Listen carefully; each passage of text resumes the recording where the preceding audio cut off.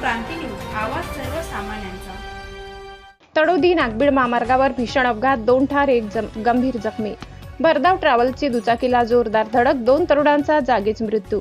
क्षमता ओलांडून प्रवासी वाहतूक, बेफिकीर वेगाचा बळी। तळोदी रोडवर दुःखद घटना। चंद्रपूर जिल्ह्यातील तळोदी नागबीड महामार्गावर आज 3 मे संध्याकाळी एक हृदयद्रावक अपघात घडला।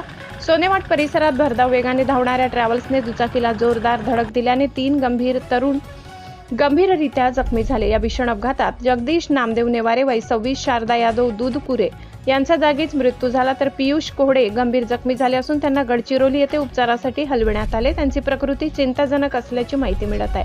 मिळालेल्या माहितीनुसार धडकेची तीव्रता इतकी होती की 3ही तरुण हवेत उडून ट्रॅव्हल्सवर आदळले।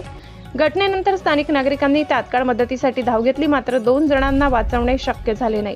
दरम्यान स्थानिकांकडून असा आरोप केला जात आहे की ते मूल ते नागपूर मार्गावर धावणाऱ्या काही ट्रॅव्हल्स गाड्या अनेकदा भरधाव वेगाने चालवल्या जातात, तसेच क्षमतेपेक्षा जास्त प्रवासी घेऊन वाहतूक केली जाते, ज्यामुळे अपघाताचा धोका वाढतो। या प्रकारावर कठोर कारवाई करण्याची मागणी नागरिकांकडून होत आहे। या घटनेमुळे परिसरात शोककळा पसरली असून कुटुंबियांवर दुःखाचा डोंगर कोसळलाय।